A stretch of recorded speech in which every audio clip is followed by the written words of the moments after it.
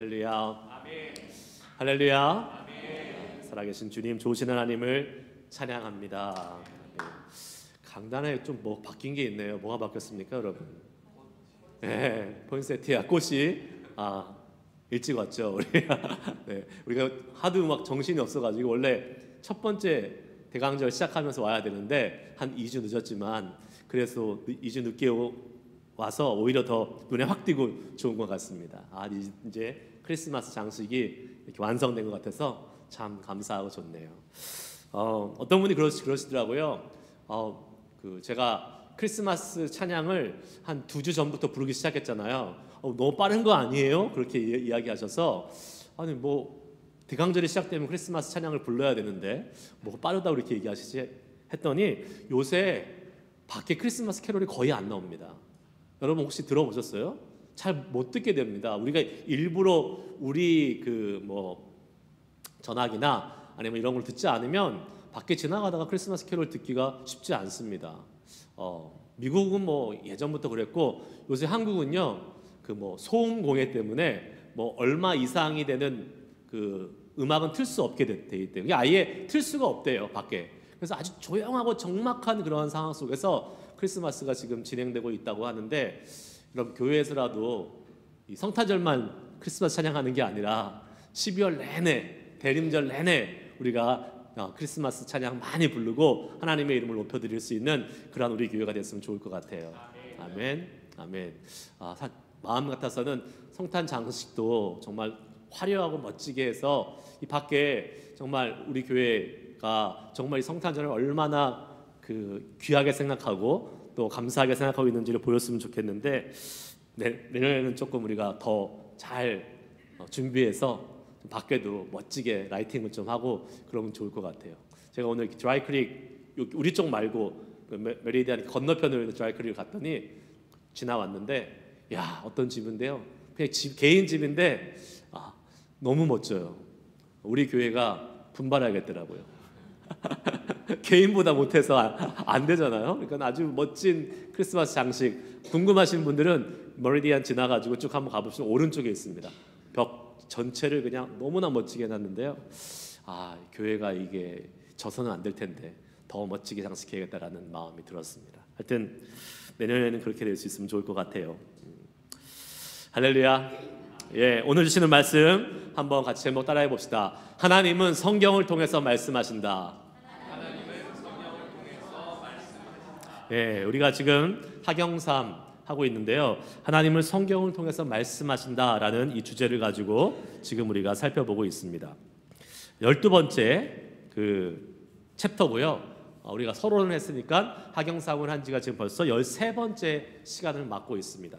여러분 우리가 지금 하도 띄엄띄엄 해가지고 다니엘 기도회 하는 동안 거의 한 달을 쳤고, 또 이제 지난주에 전사님이 하시긴 했지만 계속해서 해서 어디에 우리가 있는지 도대체 알지를 못하잖아요.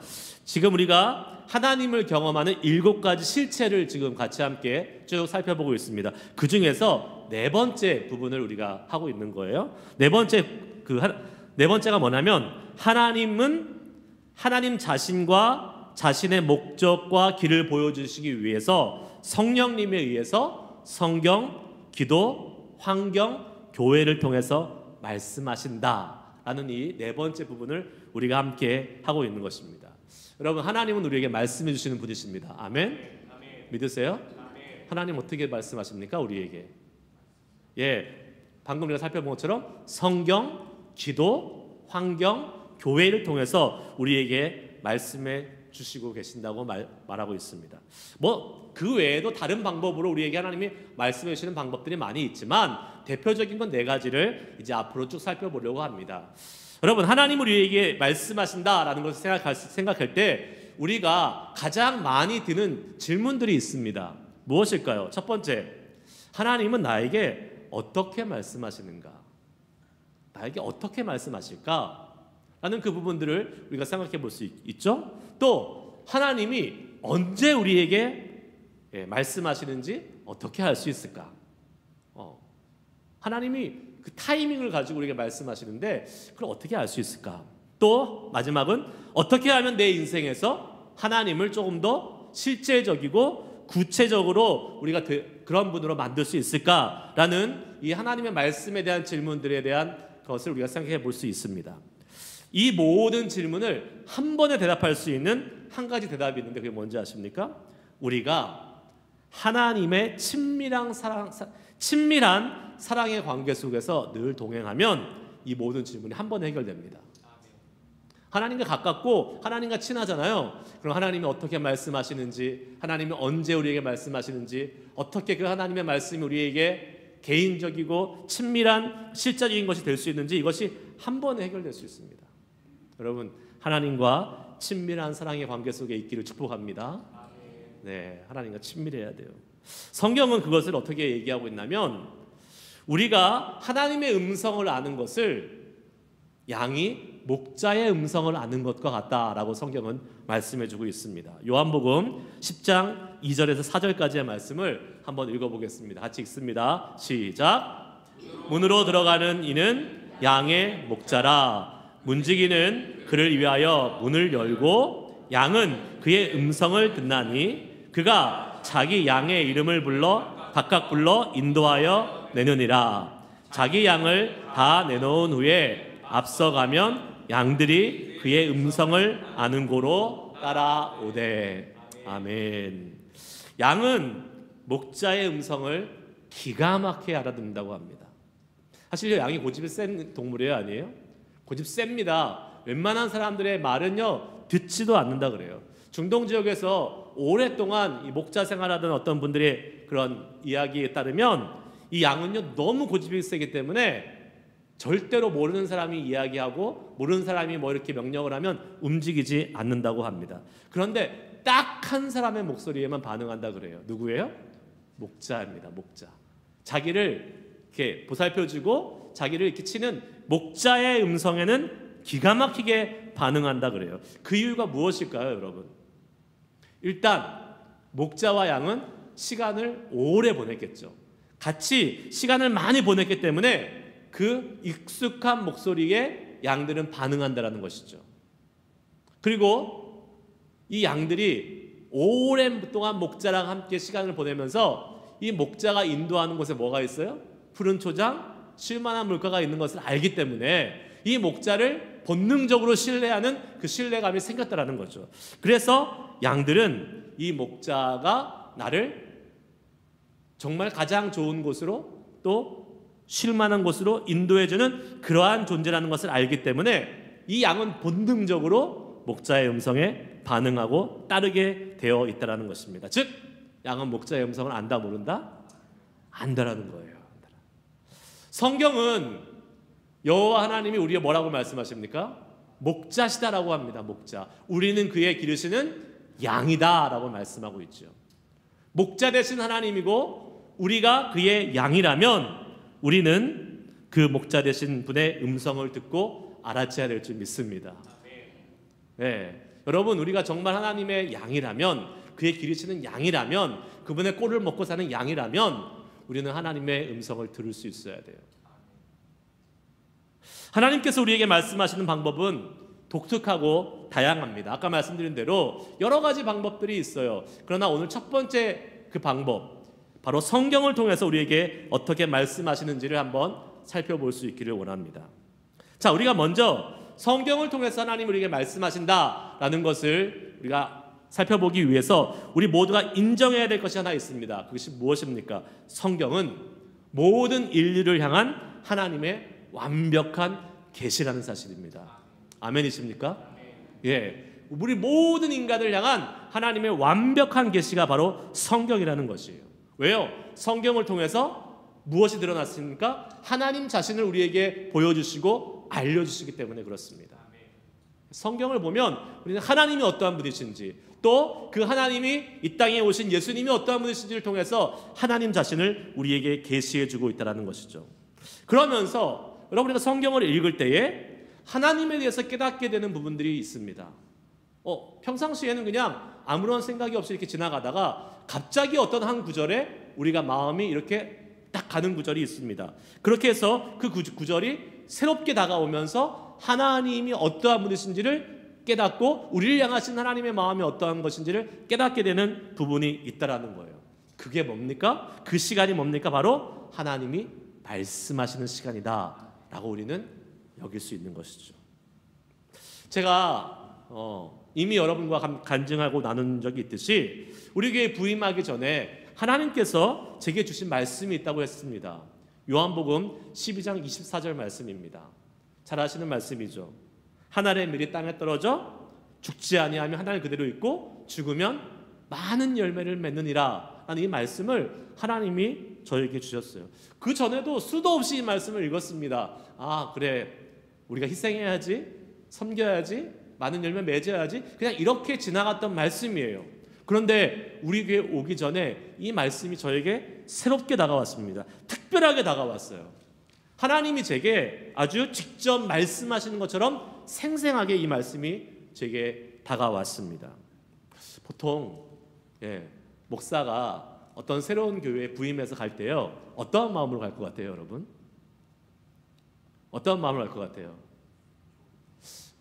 그래도 하나님이 무슨 일을 하실까 기대하는 마음을 갖고 가잖아요. 하나님께서, 그리고 대부분의 사람들이 이렇게 새로운 교회 갈 때 더 좋은 곳, 더 이렇게 괜찮은 곳으로 이렇게 가기 마련입니다. 그런데 하나님이 저한테 처음부터 말씀하셨어요. 그런 거 부귀 영화 누릴 생각하지 말고, 뭔가 좋은 거 기대하지 말고 가서 죽을 각오하고 가라. 죽을 각오로 목회하라 라고 주님이 말씀해 주셨어요. 그 심정으로 가서 섬기고 목회하라고 하나님이 저에게 말씀하신다는 감동이 왔습니다. 그래서 아멘하고 순종하고 왔어요. 그래서 제가 말씀드렸잖아요, 여러분. 저는 무서운 사람이라고요. 왜 무서워요? 죽기를 각오한 사람이기 때문에. 세상에서 제일 무서운 사람이 죽기 살기로 덤비는 사람이잖아요. 죽을 것 각오하고 덤비는 사람이 제일 무서운 사람이죠. 저는 죽기 위해서 왔습니다. 그런데 참 사랑의 마음이 간사한 게요, 그 마음이 조금씩 약해지는 것 같은 마음이 들어요. 그 초심을 잃지 않도록 여러분 기도해 주시기 바랍니다. 그래야 돼요. 저만 그럽니까, 여러분? 목회자만 그래요? 우리 모든 성도도 마찬가지입니다. 주를 위해서 정말 죽기를 각오하고 주를 위해서 헌신하고 산다면 이 세상에 능력 없는 교회는 없을 것입니다. 능력 없는 성도는 없을 것입니다. 자꾸 내 몸 사리고, 자꾸 내가 좀 한 발 빼고 반은 걸치고 반은 안 걸치고 세상에 있고 막 이러니까 이도 아니고 저도 아니고 능력 없는 그리스도인으로 사는 거 아니겠습니까? 여러분, 우리 정말 주님을 위해서 세상 말로 올인할 수 있는, 죽기를 위해서 최선을 다할 수 있는 그런 우리 모두가 될 수 있기를 축복합니다. 우리가요, 똑같은 성경 구절을 읽어도 그냥 우리 생각으로 읽을 때 하고요, 우리 생각이 아닌 성령의 조명해 주셔서 읽을 때는 완전히 다릅니다. 완전히 다르죠. 성령님이 조명해 주시기 전까지는요, 아무도 성경의 영적인 진리를 절대 이해할 수 없습니다. 왜 그렇습니까? 성경은 진리의 책이고 우리 성령님이 바로 진리의 영이시기 때문입니다. 할렐루야. 요한복음 14장 17절 말씀 같이 한번 읽겠습니다. 시작. 그는 진리의 영이라 세상은 능히 그를 받지 못하나니 이는 그를 보지도 못하고 알지도 못함이라. 그러나 그를 아나니 거하심이요 또 너희 속에 계시겠습니다. 아멘. 여기서 그는 성령님을 말하죠. 성령님은 진리의 영이다 라고 말씀하고 있습니다. 우리가 성경을 읽을 때 말씀에 영적인 진리를 깨닫고 그 구절을 적용할 수 있도록 이해되는 것은요, 바로 하나님의 영이 우리 가운데 역사하고 있다는 증거인 줄 믿습니다. 세상에 많은 석학들이요, 또 기독교를 비판하려고 하는 사람들이 성경을 아주 많이 읽는 것을 알게 됩니다. 그러나 그 사람들이 성경을 통해서 하나님의 뜻을 알지 못하고 그냥 성경을 하나의 문자, 하나의 책으로 읽기 때문에 그 성경이 아무런 영향을 발휘하지 못하는 것을 우리는 알게 됩니다. 예전에 말씀드렸잖아요. 한국의 어떤 교회에서 스님을 불러다가 강연을 했다 그래요. 그게 뭐 잘못된 것이 아니라 그 목사님의 의도가 있었다라는 거 아닙니까? 그 스님이 와서 나는 왜 그리스도인이 아닌가라는 이 주제로 강연을 하는데 자기의 막 그 성경을 읽은 이야기를 막 하는 거예요. 성경을 자기가 20번도 넘게 읽었는데 아무리 읽어도 성경이 도대체 믿어지지 않더라. 그런데 그 말을 듣는 그 교회 성도님들이 엄청난 큰 은혜를 받았다는 거 아닙니까? 아니 나는 성경을 한 번도 읽지도 않았는데 그 성경을 일독해보지도 않았는데 성경이 믿어지고 성경이 알아지고 성경을 믿고 싶고 하는 마음이 생긴 것은 분명히 하나님이 역사하신 것이다 라는 그 은혜로 어느 강연보다 훨씬 은혜 있었던 시간이라고 고백했던 그런 이야기가 있습니다. 그렇죠. 성경은 절대로 우리의 생각과 지식으로 이해하려고 해서는 안 되는 책이죠. 성경을 이해할 수 있다는 것은 하나님의 영이 우리 가운데 역사하고 있다는 증거고, 즉 하나님의 말씀, 하나님이 우리 가운데 말씀하시고 있는 증거라는 것을 믿으시길 바랍니다. 이것이 바로 무엇이에요? 하나님이 말씀을 통해서 우리를 만나주시는 것입니다. 여러분, 하나님이 우리에게 말씀해 주신다고 갑자기 하나님이 막 산신령처럼 쫙 나타나셔가지고 야 여기 있다, 이것이 내 말이다, 들어라 라고 말씀해 주지 않는다는 거예요.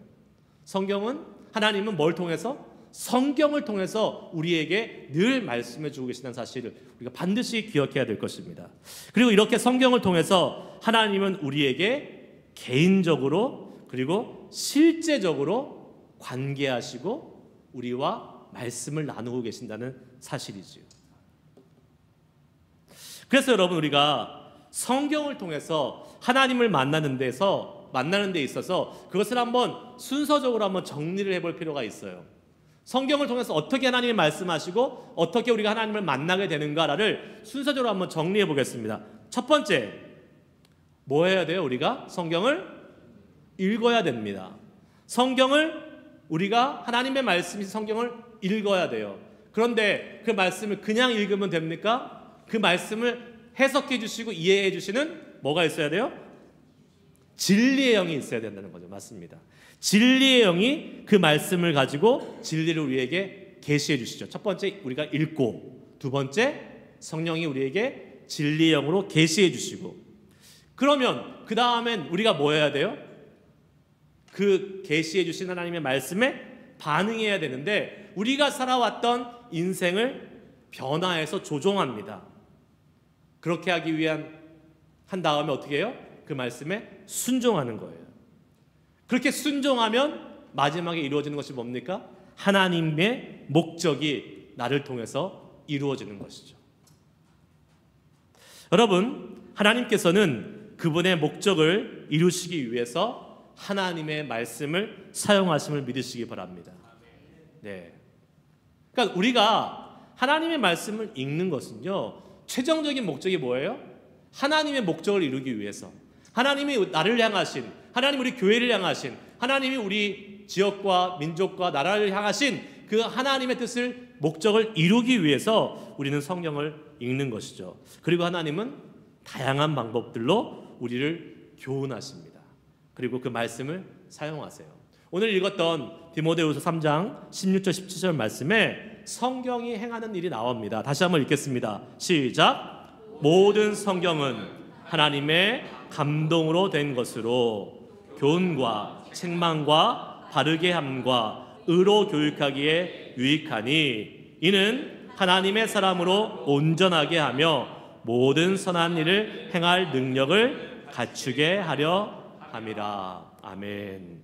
하나님의 모든 성경은 하나님의 뭐로 됐다고요? 감동으로 됐다 그랬어요. 하나님의 감동으로 된 이 성경이 하는 일이 뭐예요? 교훈과 책망과 바르게 함과 의로 교육한다라고 말씀하고 있습니다. 이것들을 통해서 하나님은 우리에게 말씀하시고 그 하나님의 목적을 이루어가는데 우리를 사용하신다는 것이죠. 자, 하나님의 말씀, 성경은 하나님의 감동으로 됐기 때문에 절대로 우리의 이성과 우리의 생각과 우리의 경험으로 완전히 알 수 없는 것입니다. 그 진리를 깨달을 수 없어요. 하나님의 감동으로 됐기 때문에 무엇으로만 깨달을 수 있어요? 하나님의 영으로만, 진리의 영으로만, 즉 다른 말로 할 때 성령님께서 도와주실 때만 하나님의 말씀을 우리가 깨달아 알 수 있다는 것이죠. 성령 하나님께서는요, 우리에게 성령으로 역사하셔서 그분이 계시하셨을 때만 우리는 하나님을 알 수 있고, 그때에 그것은 하나님 안에서 우리에게 일하고 계시는 그 하나님을 우리가 만났다라는 것을 의미하게 된다는 것입니다. 그러므로 여러분, 하나님께서 우리에게 말씀하시고 성령님을 통해서 우리에게 깨닫게 해주신 다음에 우리에게 반드시 따라와야 될 것이 있습니다. 그것은 뭘까요? 그 하나님의 말씀에 반응해야 되는 것이죠. 순종해야 되는 것입니다. 그러면서 오늘 우리가 이제 살펴보고 있는 이 하나님을 경험하는 삶의 저자는 이렇게 이야기합니다. 반응을 할 때 이렇게 반응하면 도움이 된다라고 우리에게 실질적인 조언을 해주고 있어요. 첫 번째, 하나님의 말씀을 경건 일기나 노트에 적는다. 우리에게 깨닫게 하신 하나님의 말씀을 일단 노트하라는 거, 적으라는 것이에요. 여러분, 우리 잘하고 있죠? 네, 우리는 성경 읽기표가 있어서 성경 말씀을 읽고 거기에서 하나님 주시는 말씀을 적고 있습니다. 네, 잘하고 있는 거죠.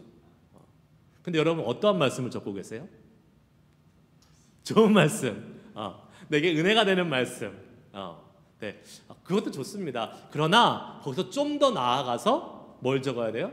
성령님께서 나에게 깨닫게 하시는 말씀, 그 말씀을 적어야 돼요. 축복의 말씀, 잘 될 거야, 두려워하지 마, 놀라지 마, 이런 말씀뿐만 아니라 우리의 마음에 찔림이 되고 아픔이 돼도 그 말씀이 우리에게 성령을 통해서 역사하실 때 우리는 그 말씀을 노트하고 적어 놓을 수 있어야 되면 우리에게 도움이 된다는 것입니다. 그리고 제가 그 말씀 적은 다음에 어떻게 하자 그랬어요? 그 말씀 붙들고 기도하자 그랬습니다. 이것이 두 번째예요. 그 적은 그 구절을 가지고 어떻게 해요? 묵상하고 기도하는 겁니다. 그게 말씀에 응답하는 또 좋은 반응이에요. 그 다음에 또 다른 방법은 그 말씀의 뜻 가운데 깊이 빠지도록 우리가 그 말씀을 어떻게 해요? 공부해 보는 거예요.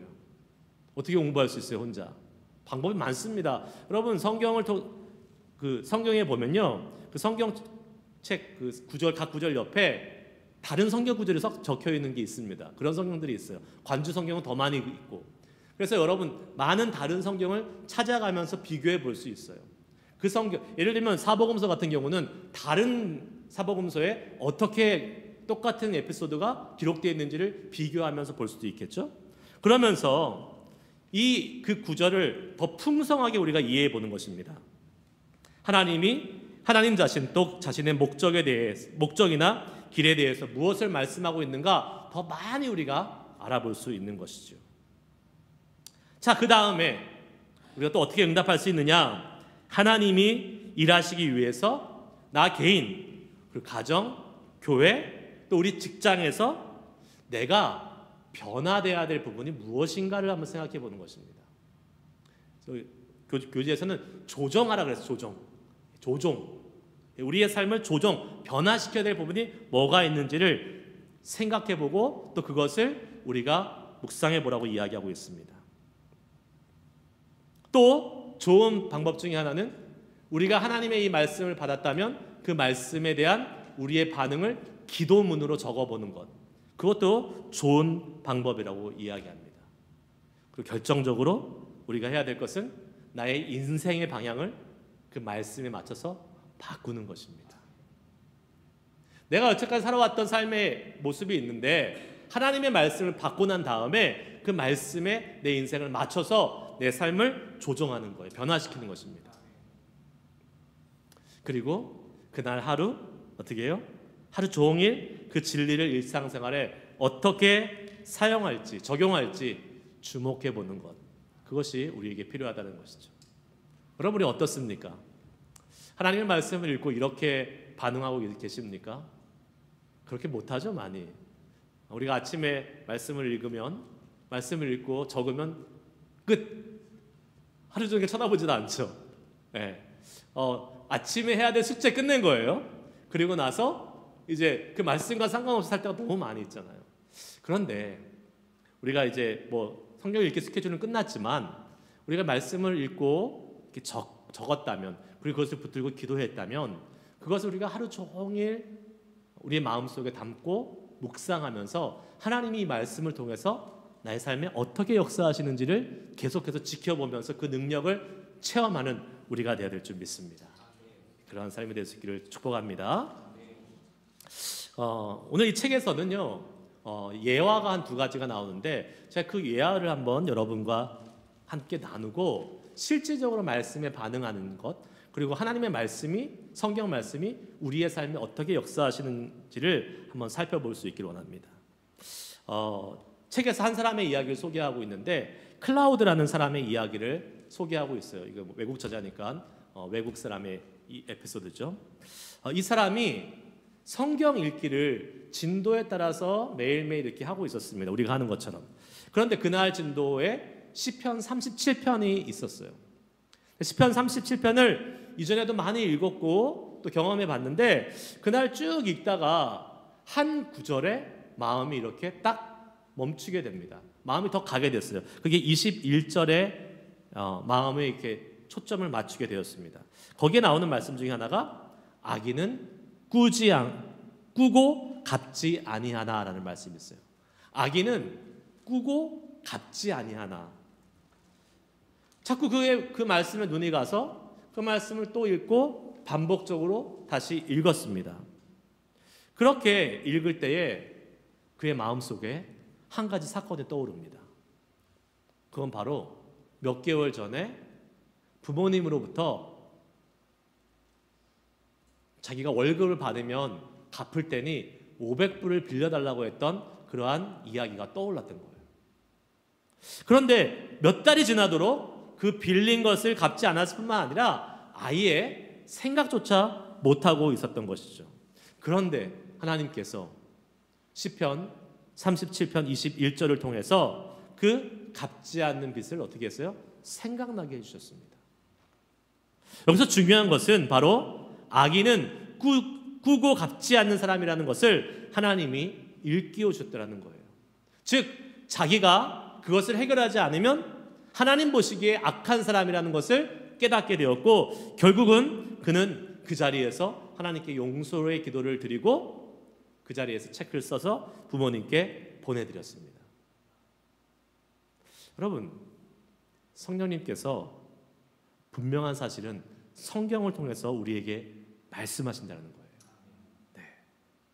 빚을 갚지 않고서는 하나님 앞에서 악인일 수밖에 없다라는 사실을 깨닫게 해주시고, 또 그 특별한 구절이 이 클라우드라는 자신의 삶에 특별한 사건에 적용할 수 있도록 성령님께서 깨닫게 해주셨다는 사실입니다. 특별히 뭐를 깨닫게 하셨어요? 죄를 기억나게 하시고 죄를 깨닫게 해주셨다는 거예요. 성령님이 말씀을 통해서 우리에게 해주시는 일이 바로 이런 것입니다.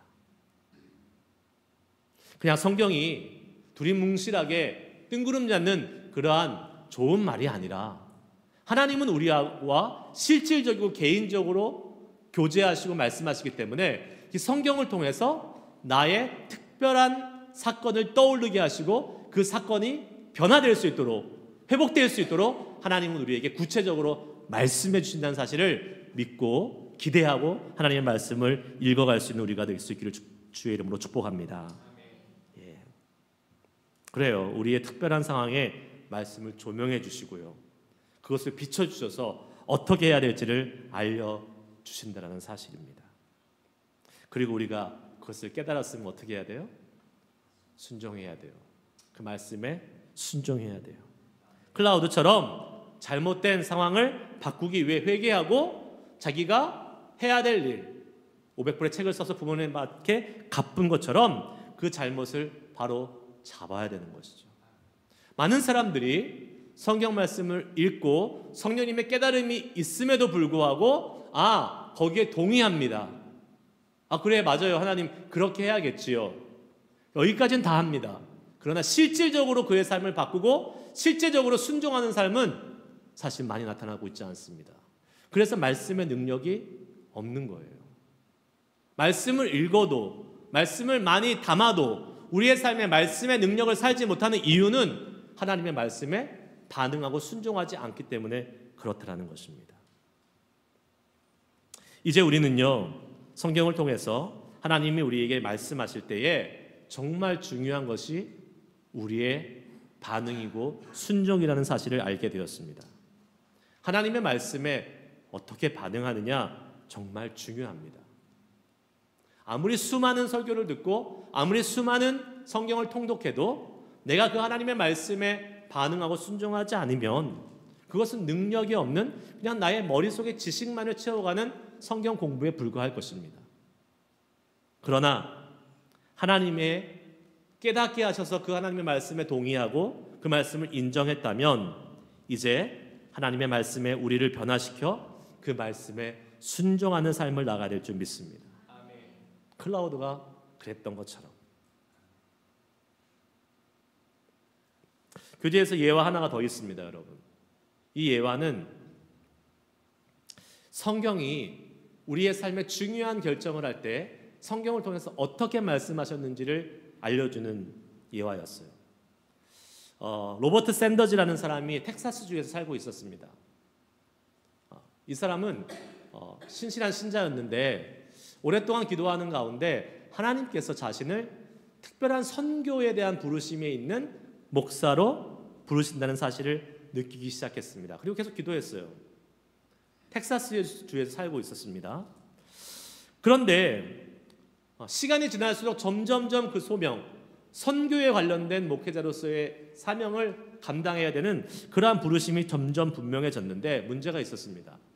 그 로버트의 아내 게일이라는 사람이 그 부르심에 대한 확신이 없었던 거예요.